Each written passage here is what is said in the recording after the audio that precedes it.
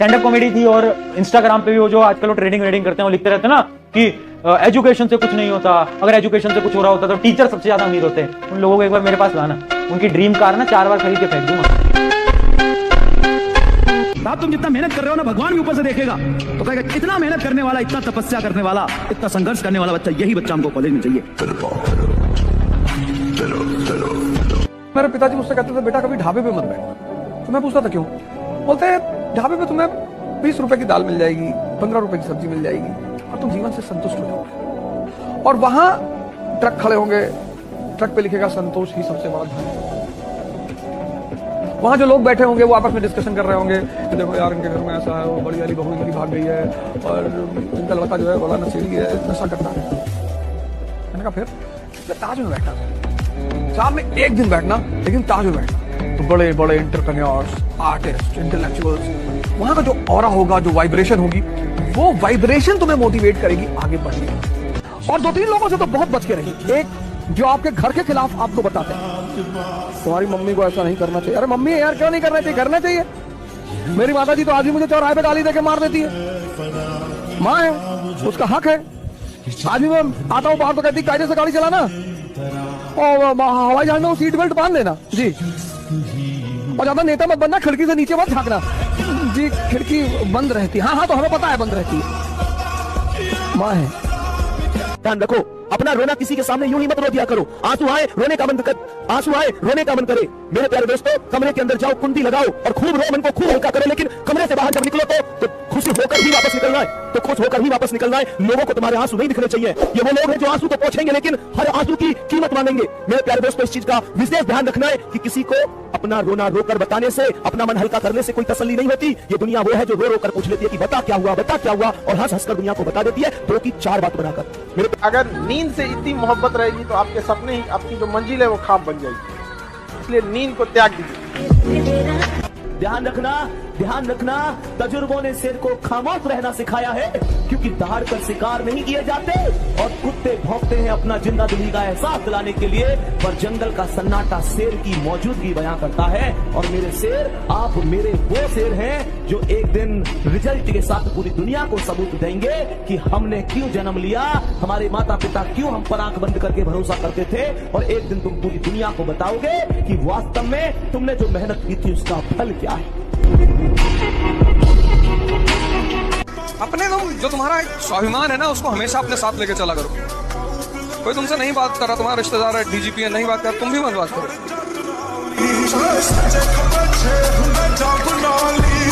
बदल डालो अपना जीवन, अपना पहले, फिर परिवार, फिर समाज, फिर राष्ट्र, फिर विश्व। शुरुआत लेकिन खुद से होगी। माँ बाप की खूब सेवा करो, खूब। माँ बाप के साथ बदतमीजी मत करना दोस्त, नहीं तो भीख मांग जाओगे। दुर्योधन सिर्फ अपनी माँ की बात मान लिया होता तो महाभारत जीत गया होता। सिर्फ अपनी माँ की बात मान लेता वो बदतमीज आदमी तो महाभारत जीत गया होता। लेकिन फाइनली उसने अपनी माँ की बात ही नहीं मानी। माँ बाप की बेइज्जती मत करना, माँ बाप को परेशान मत करना। तुम जवान हो रहे हो, वो बुजुर्ग हो रहे हैं। और भाई साहब इतनी दुआएं निकलती, कैसे भी माँ बाप हो सर, कैसे भी पैदा किया ना, यही एहसान है, इसी बात का एहसान है। कभी कभी लोग कहते हैं हमारे माँ बाप हमको बहुत परेशान, कोई बात नहीं यार, हो सकता है उनका परेशान करना तुम्हारे लिए सौभाग्य बन जाए। हाँ खूब सेवा करो जितनी तुम्हारी ताकत रहो और जल्दी से जल्दी सफल होना है, क्योंकि कहते हैं मेरे प्यारे दोस्तों, कहते हैं मेरे प्यारे दोस्तों कि देर हुई जीत कर जाने में, देर हुई जीत कर जाने में तो हमें गले से लगाएगा कौन, और माता पिता के रहते ही कामयाब होना है दोस्तों, नहीं तो हमारी सफलता पे इतराएगा कौन, इतराएगा कौन। जय हिंद, जय भारत।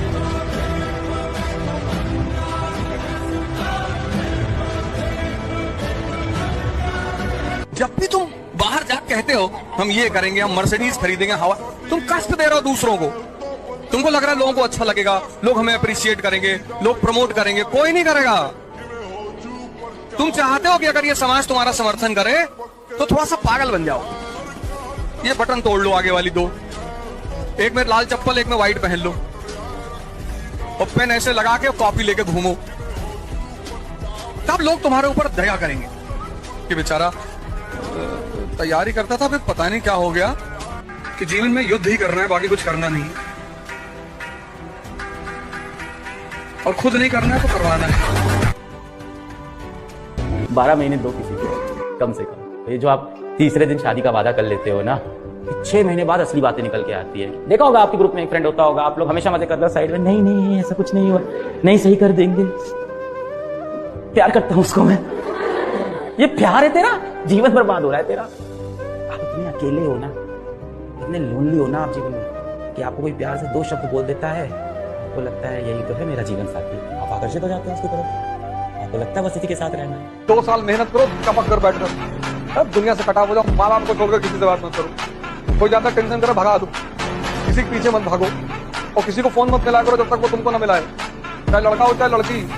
पढ़ते वक्त फोन स्विच ऑफ कर दो, और पढ़ने में डिस्टर्ब करो तो खबरों में बुला के खूब पीटो पहले। अब इसमें एक सवाल मन में बहुत आता है कि ये जो सैक्रिफाइस मैं कर रहा हूँ, जो रात रात बैठ के मैं ऑफिस की फाइलें लिख रहा हूँ, या रात रात बैठ के मैं एग्जाम की तैयारी कर रहा हूँ, क्या सर ये एक दिन वर्थ होगा? अब इसका देखो सीधा जवाब तो मेरे पास भी नहीं है, ये वर्थ होगा कि नहीं, ये एग्जाम आपका निकलेगा कि नहीं, ऑफिस में प्रमोशन होगा कि नहीं। पर मुझे ये पता है, ये जो आपने कार्य किया है, ये जो आपने सेक्रीफाइस दिया है, जो इमोशन है इसके पीछे, ये वर्थ है।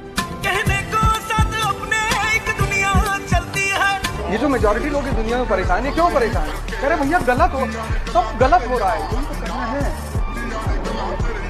ये जितने लीडर तुमको ऑनेस्टी पे भाषण दे रहे हैं, इन सबके पास 5-5 हजार करोड़ रुपया है मिनिमम। ये चरखा चला के लाए।